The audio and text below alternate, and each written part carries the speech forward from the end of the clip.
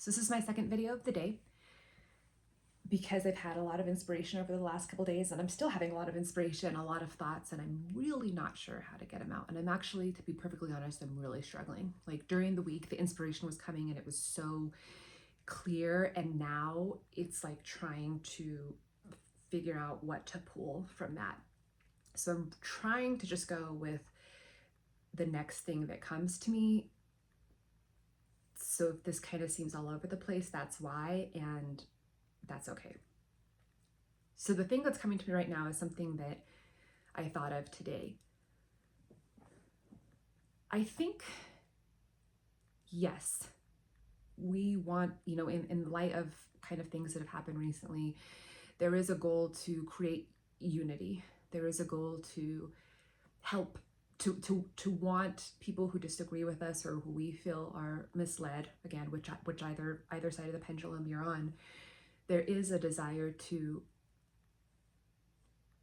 help them see, or come to a level of understanding or change hearts. There's definitely that. And what the message that I felt being given to me today is, yes, that's important, and maybe my role isn't to change anybody over there, because two things: one, you can't change anybody, that's the first thing, we'll talk about that in a second, but two, to make sure the people who do resonate with me, who do understand where I'm coming from, who do believe the same things, don't feel alone. And maybe that's the bigger reason behind me feeling inspired to do the videos, not to change people over there, because again, I'll talk about that in a second, but to make sure the people who I am in alignment with, I connect with them, to make sure that the people who feel alone because they're seeing all this bad stuff and all these people spewing all these hate, know that there is a army behind them that is with them, that thinks the same way, that feels the same way, that understands them. And maybe that's my role. Okay, so it's not, I think that we all have a little bit of a role in creating unity and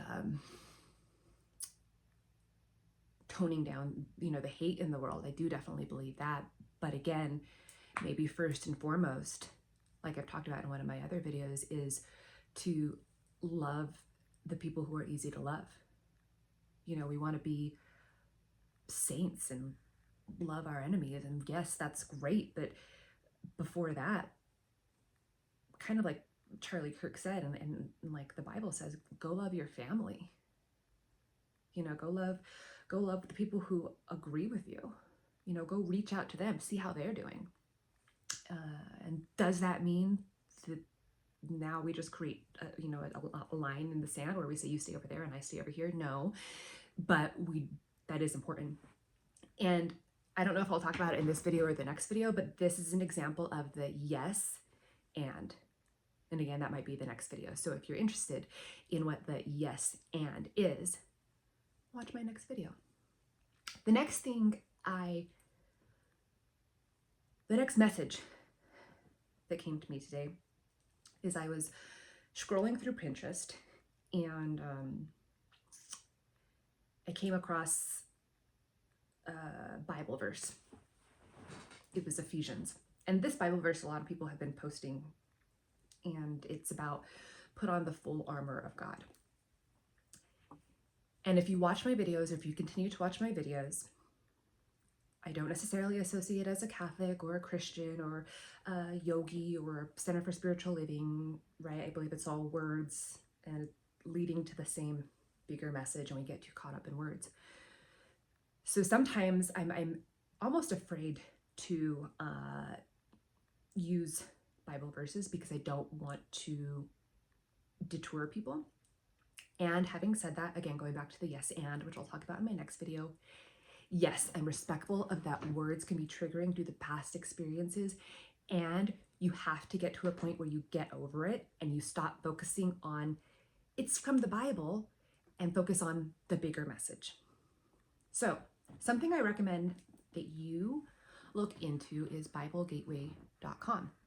And the reason is it has the translation of Bible verses in like 20 different versions of the Bible.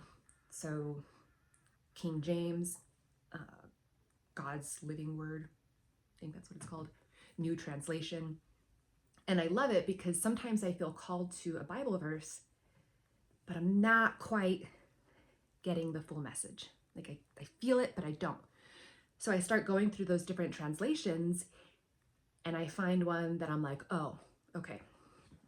So anyway, so the standard version of Ephesians 6, I don't know, the chapter 6 verse whatever, came up on my Pinterest. And it said something along the lines of wear the belt of truth. So I was like, oh, that's awesome. I like that. I'm going to post that because I resonate with that. Like wear the belt of truth.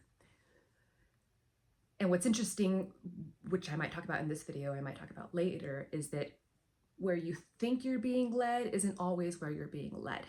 So that is what led me to go to Bible Gateway to kind of find the verse and screenshot it and post it on Facebook because that's where I thought we were going. But that's not actually where I ended up being led. So I go to this BibleGateway.com and I go to Ephesians 6 and I start reading it and I say, I want to see this in a different translation. And it just so happened that the first translation that I decided to read it in was like, ah. So this Ephesians verse starts with put on the armor of God. And when I went to the different translation, it said, use the gifts God gave you to do X. I'm butchering it. The point that came to me was when I say, when the universe says put on the armor of God, it says, here's a situation in the world or in your life that you want to change and you have no idea how. Here's the answer. Find your gift and use it. So for me, I almost feel cocky saying, not cocky saying this, it feels like icky, you know, but it's true. Like these videos are my gift. This divine inspiration is my gift. So this is my armor of God. This is my thing to use to create change. Whether that be change in people who have differing opinions or making people who agree with me, who feel disheartened, feel better.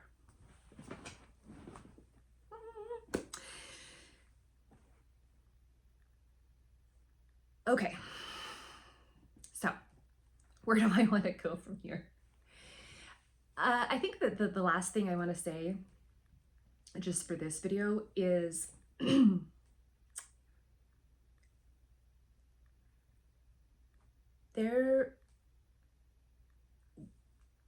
we have to see the bigger picture of things. And again, I don't compartmentalize it because I'm not just saying see the bigger picture in the political world, right? That's kind of what's in our face right now because that's what's forcing us to wake up on all levels. But we have to learn to see the bigger picture because yes, are there people that are clearly deranged and saying hateful things and trying to argue and yes. And in reality, there are far more people who are rational, who are loving, who are empathetic. Even, you know, let's say everybody on the side of this current trauma, right? So like everybody who agrees that who has a political belief and obvious, you know, who's a Republican, I'm just going to say it, I'm not going to beat around words. Everybody who's a Republican agrees this is an awful event, whatever, right? So let's say that's 50% of the population. Then there's the other 50% who aren't Republican. And I do not believe that all of them are having hateful thoughts about the situation. I don't. I don't know what the percentage is, but I don't even think it's 50% of them are having hateful thoughts about the situation. And if they are, like, I mean, they're not, okay? I just don't think they are. I think we go on social media and we see certain hateful comments, and it creates so much emotion in us that we ignore the 98 nice comments. But at the end of the day, I really, really believe that majority of people are good and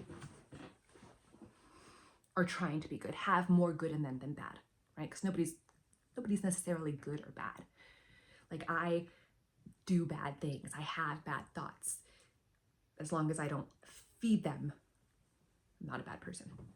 Anyways, and this first came to me when I was watching videos after the event and I watched Stephen Smith. And Stephen Smith, I don't agree with on a lot of things. I don't. But I respect him because I do honestly think that he puts thought behind what he says. Do I think sometimes his pride gets in the way and he doesn't go far enough? Yes. But I do think that he puts thought into what he says. And he said something so that spoke to me. He said, there are lots of evil people right now making a lot of noise, but look around you. You know, he said, look at the people looking at my show, like they're being kind, they're jeering me on, like they're whites, Hispanics, blacks, and they all are showing me love. And we can't let the minority put out the light of the majority. So that was the last message that came to me today. Well, last message, so many messages, but that was the last message that maybe I want to post in this video, is that yes, there is darkness and we can't pretend that it's not there. Yes, there is hateful comments and we can't pretend it's not there. I'm going to talk about that a little bit in my next video. And again, my next video is going to be about the yes and we have to focus on that there are far more good. And something to consider when you think about social media or TV or, you know, any of that stuff, is that it highlights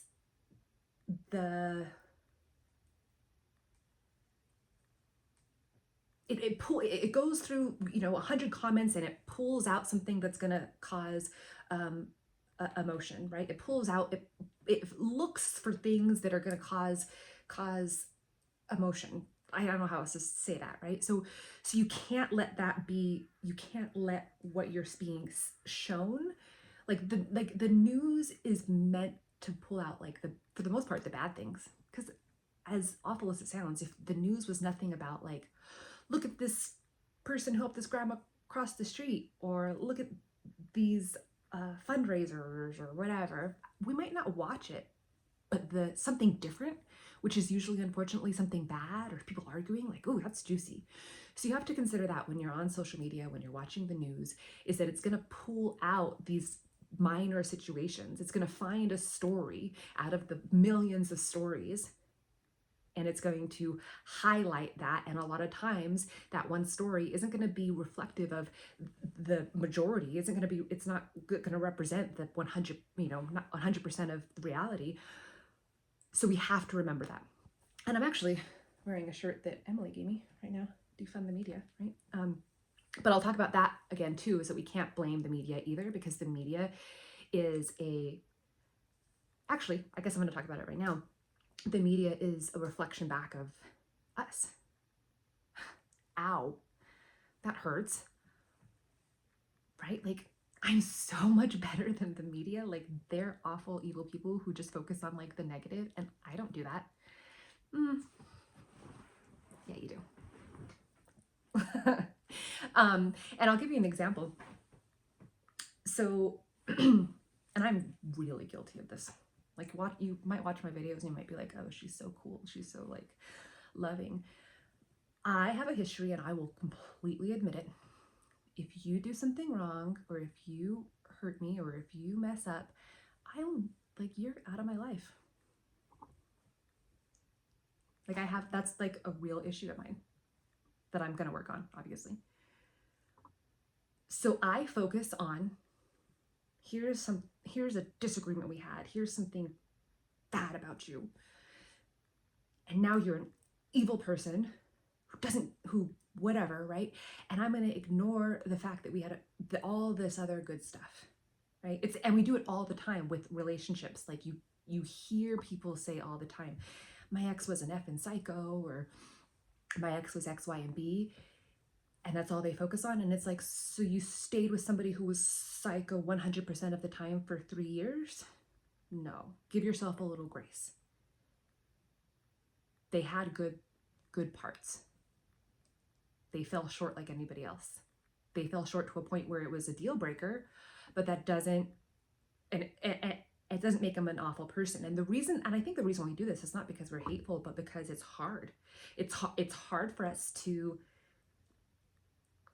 and this is what we're experiencing, or what I'm experiencing even on a spiritual level. How can we have this amazing, good, beautiful thing and have this belief system about this amazing, beautiful, good thing, and how can we reconcile that with the reality of it not translating as to perfectly beautiful, right? So we think to ourselves, like, how could I love somebody who did such an awful thing? Because my initial vision of them just doesn't match the fact that they did this awful thing. And so to save our sanity, we have to say, like, oh, they were always an awful person and I just never saw it. Yes, maybe there are red flags that we missed, but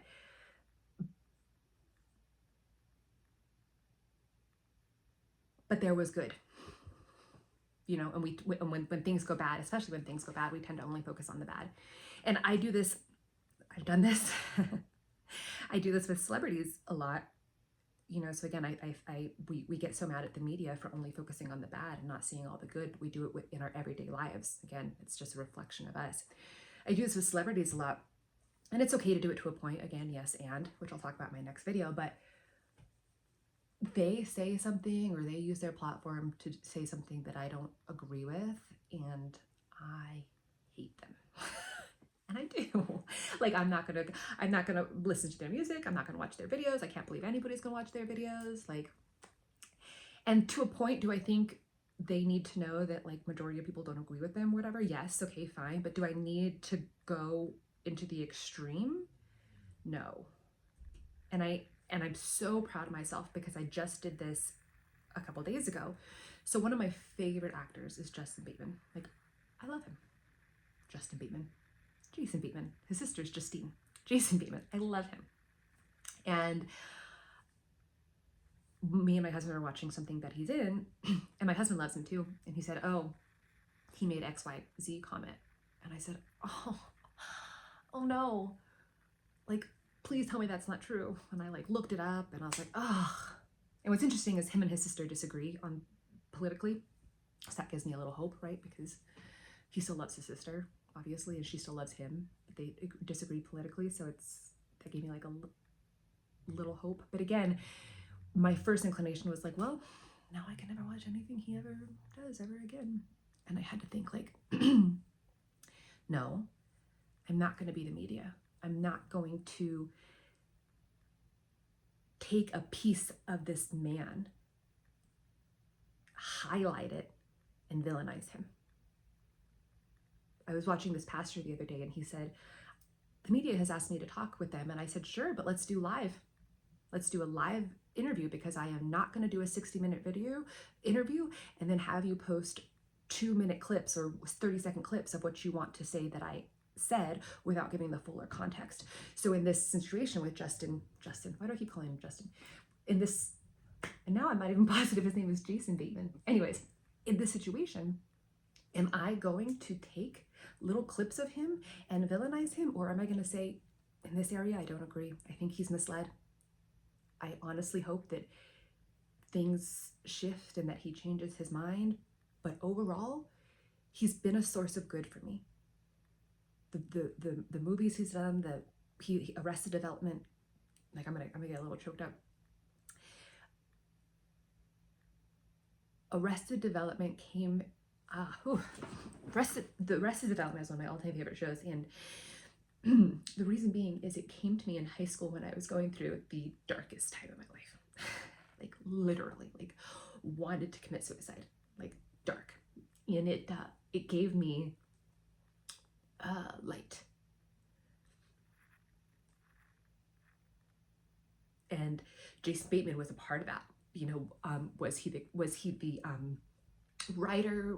No, but he was chosen by, whether it be whoever, right? And so I can't forget that.